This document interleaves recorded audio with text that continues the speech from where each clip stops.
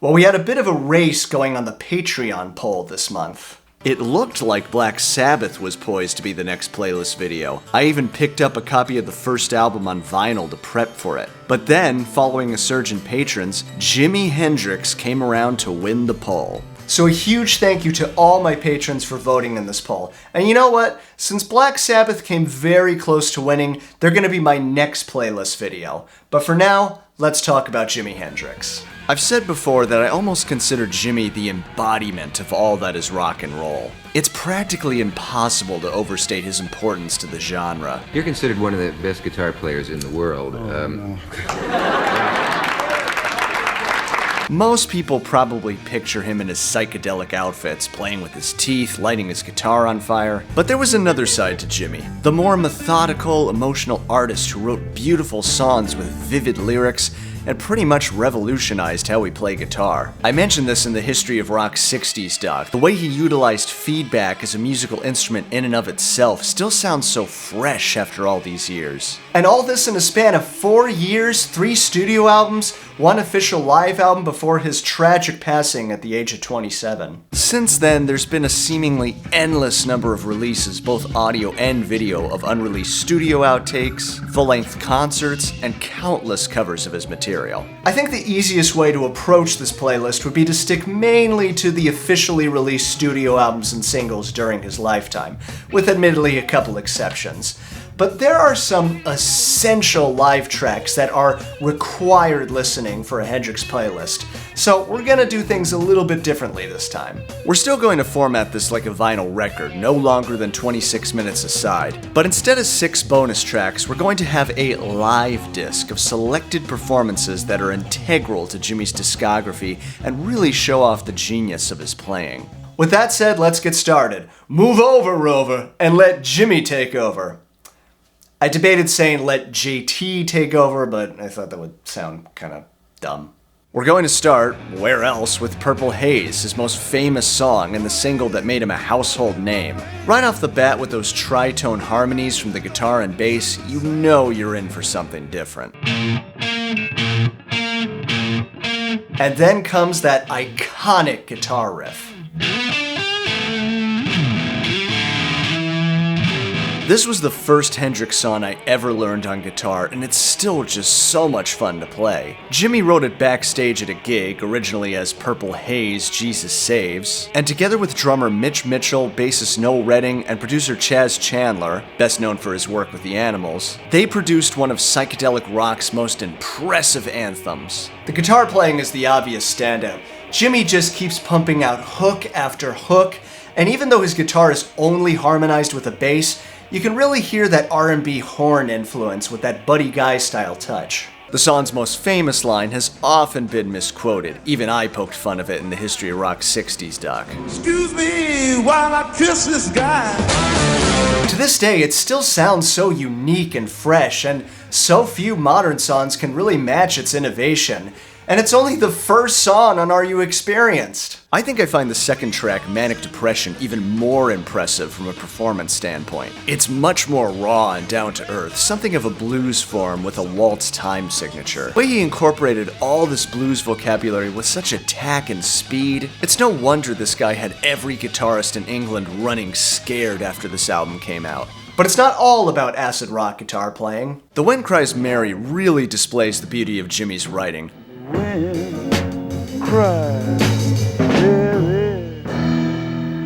didn't realize until I started listening to Curtis Mayfield, no relation, how much Curtis influenced the song and so much of Jimi's chord style. Jimi backed him up at one point and apparently took a lot of notes. He claims he wrote this after having a row with his girlfriend, Kathy Mary, but you'd have to be hard-pressed to convince that to the public who has adopted the title to mean Mary Jane, marijuana. One song that really showcases that avant-garde style of Jimi is the title track. Now, when it comes to drug songs, there's really no getting around this one. He even mentions it, not necessarily stoned, but beautiful. But that's not the only thing that intrigues me about the song, it's the production. They played an entire backing track by recording the tape backwards, which included Jimi's guitar solo. This wasn't necessarily a new thing, the Beatles had done this a couple of times, but the solos certainly weren't as epic or intricate as a Hendrix solo. When I was a kid, I listened to this backwards on my Tascam 4-track tape recorder just so I could hear what the solo actually sounded like.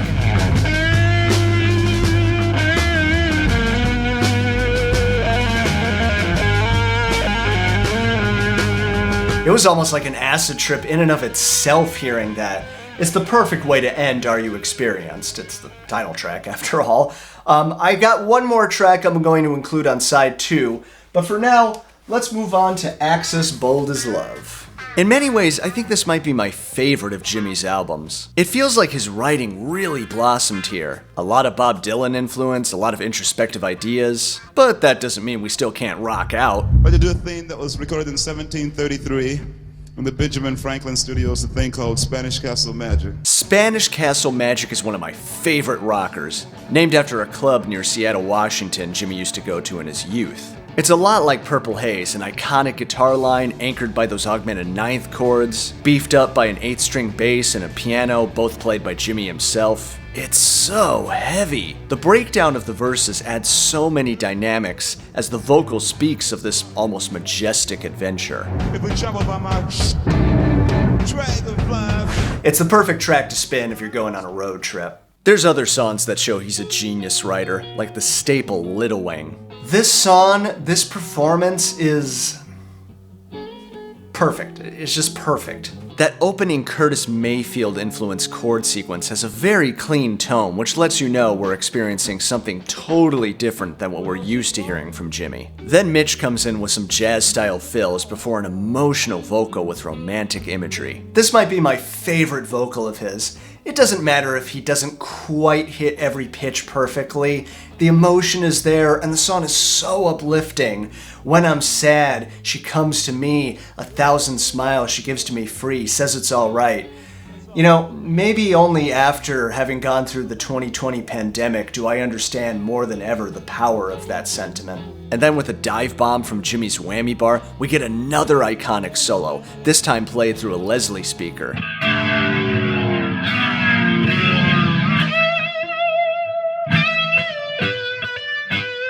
The biggest problem with the song is it's so short, not even 2 minutes and 30 seconds.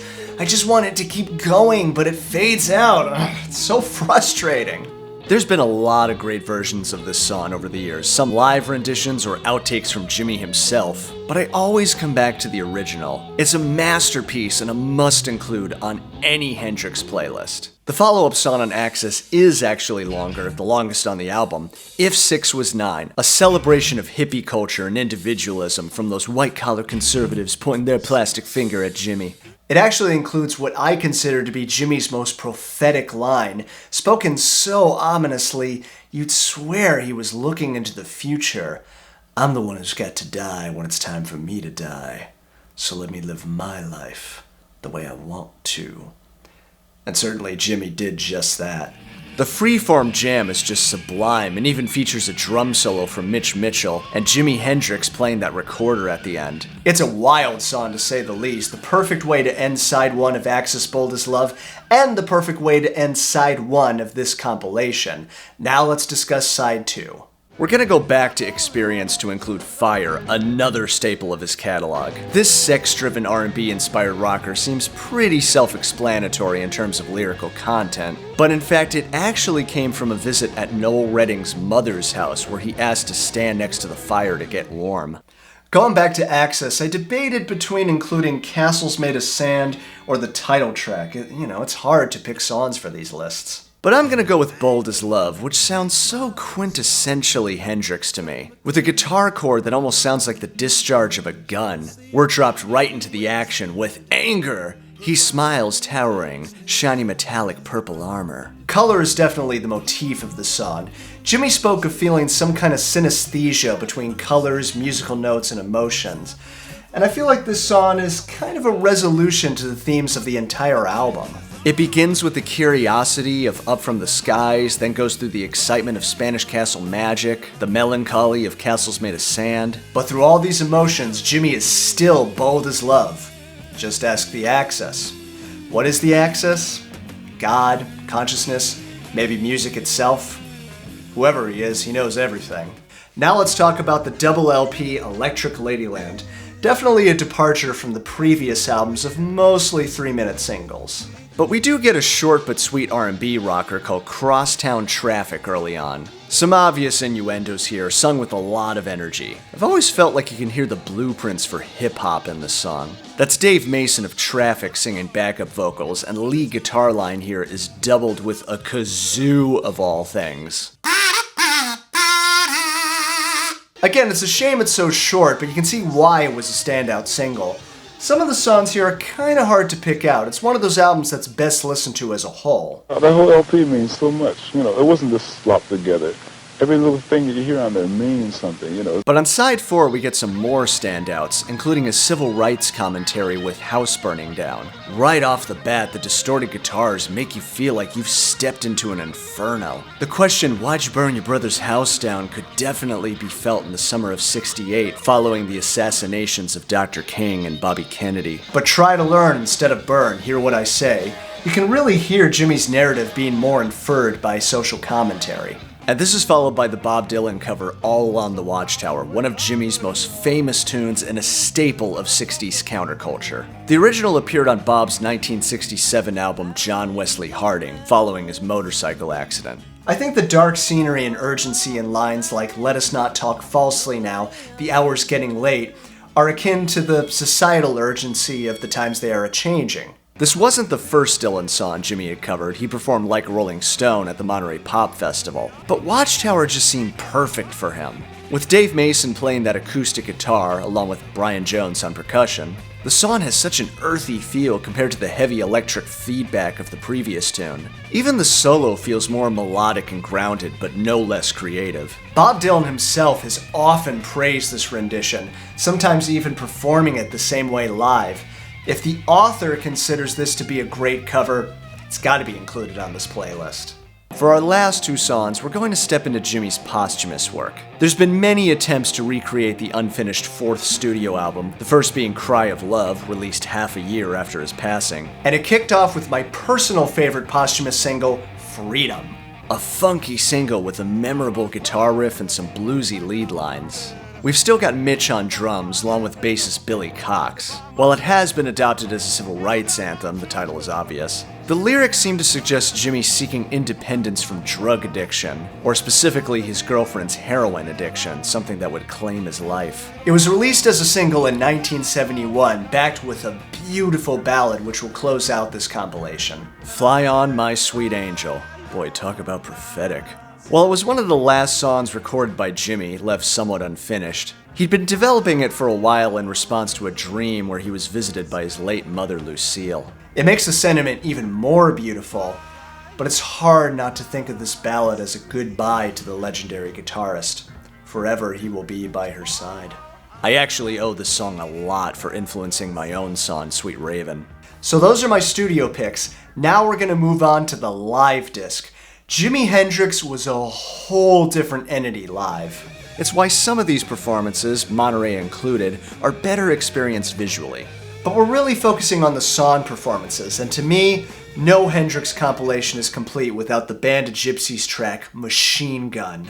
This is practically the reason I had to make a live disc in the first place. It's not only one of the best live recordings ever put to tape, but it would be top 5 guitar solos for me easily. This was recorded New Year's Day 1970 at the Fillmore East with Buddy Miles on drums and vocals and Billy Cox on bass. It was also written at the deadly peak of the Vietnam War. I had to do a thing called Machine Gun. And in this performance, you experience the musical personification of combat in Vietnam. Jimmy's tone starts off so ominously, using his Univibe pedal before kicking off a rhythmic chop matched with Buddy's snare firing off like a machine gun itself. The song has a kind of one-chord blues form, and the lyrics are so direct. Machine gun tearing my body all apart.